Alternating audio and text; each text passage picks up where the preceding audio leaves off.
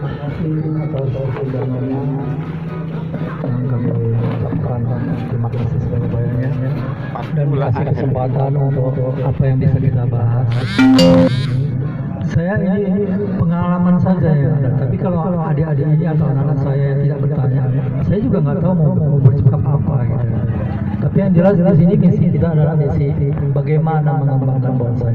Kebetulan kami di sini dua dari PBBI memang seksi pendidikan dan pengembangan.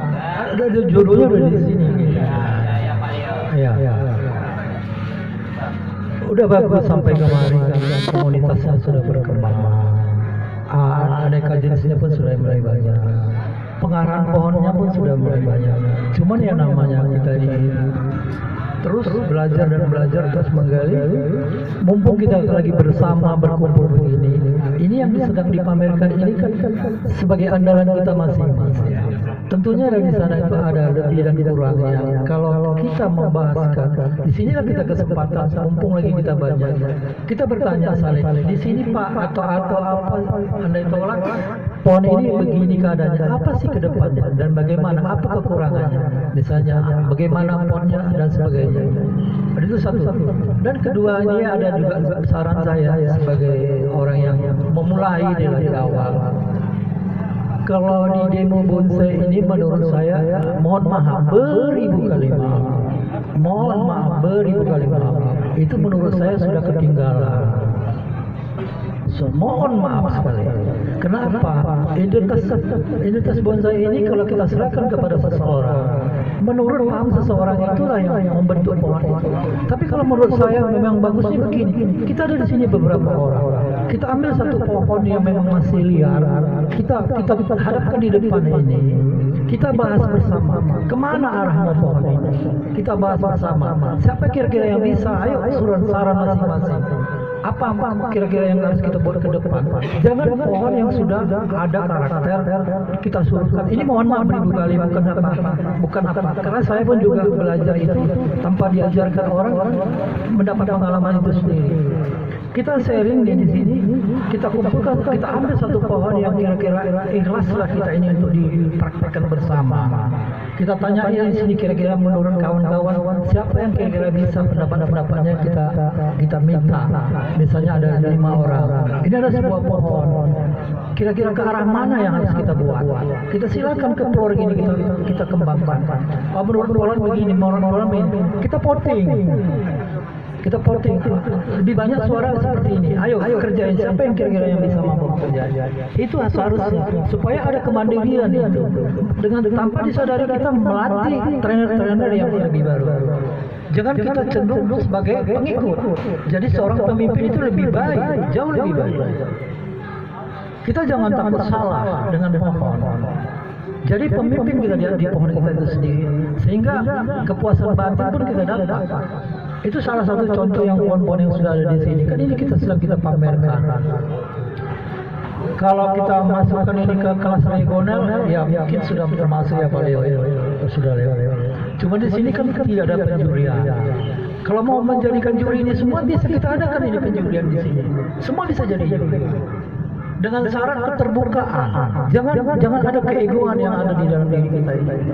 Kita anggaplah kita bersaudara. Salah satu contoh pohon begini. Kenapa di alam semesta itu ada satu pohon yang di lereng bukit cadas begitu. Ada yang miring di sana, ada yang tepi jurang sini. Tapi mereka berkelompok mengarah ke satu pandangan ke arah matahari. Kenapa begitu indahnya? Sementara kita di sini bukan itu yang kita persoalkan. Masalah pohon ini orang ini jelek, pohon ini jelek. Enggak bisa seperti itu kita hadapi sekarang. Mari kita bekerja sama. Bagaimana arah ke depan itu? Jadi begitu harmonisnya pohon yang dijadikan Tuhan itu, kenapa bisa cantik? Sementara kita saling mencari kejelekan seseorang. Itu yang tidak boleh sekarang kita adakan. Supaya kita ini komunitas kita makin membesar. Kalau kita dibandingkan dengan di luar, kita ini di tahun berapa ya? Kami di Medan ini dikukuhkan sebagai bonsai ini tahun 1988 bulan 8 tanggal 8 sampai hari ini. Baru menjamah di daerah seputar Medan. Kebanding dari daerah Jawa sampai ke pelosok mananya pun sudah sampai. Itu akibat apa? Ya kita masing-masing tahu. Jangan lihat orangnya, tapi lihatlah karyanya. Ya, kalau kira-kira itu apa kira-kira yang mau kita bahas di sini, mumpung lagi berkumpul, ya kita bahas bersama. Di sini tidak ada memilih untung dan ruginya, nggak ada. Untuk kedepannya bagaimana? Salah satu contoh di sini komunitas yang paling banyak itu, maksudnya bukan komunitas, yang ada di alam itu sendiri di sini serut. Seandainya serut ini kita kembangkan, mudah-mudahan tidak maju. Kenapa? Di seluruh Indonesia dia serut. Lebih keunggulan serut di Jawa itu lebih lentur. Tapi kekayaan Tuhan itu ada di mana-mana. Di Eropa ditanamnya satu pohon seperti ini. Di Eropa di Asia tanam ini. Kan sudah ada di Medan semuanya. Tinggal kita rangkum, kita budidayakan, terserah bagi masing-masing karya seseorang. Ada yang ahlinya memang apa namanya program akar, ada yang perantingan. Ayo kita bergabung. Ada yang masalah obat, kemarin ada kita cerita apa namanya yang dari Malaysia sudah mampu membuat satu jenis pupuk yang lebih hemat dan murah biaya. Kalau kita rangkum itu semua, mungkin kita nggak ada yang kesulitan. Cuman masalahnya mau nggak kita ini bersungguh-sungguh, itu aja. Ya untuk sementara itulah yang bisa saya sampaikan dulu. Mohon maaf ya, saya ini juga dua orang tua. Saya mungkin ada yang sebagian adik-adik atau anak saya tidak kenal saya. Saya Pak Irwansyah Nostio. Umur saya sudah 62 tahun sekarang. Mungkin ada orang yang lebih tua, lebih banjaya. Saya bermain bonsai ini sudah pameran tahun 1976. Waktu peresmian Medan Fair, waktu itu meresmikannya ada Malik.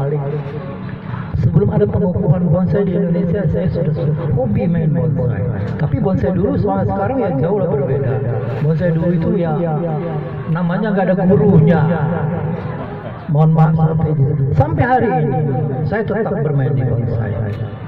Seandainya kawan-kawan juga ingin bermain-main ke rumah saya, silakan. Lihat apa ada di sana. Bukan harus beli, tidak. Untuk sementara ini dulu diserahkan kepada siapa ini.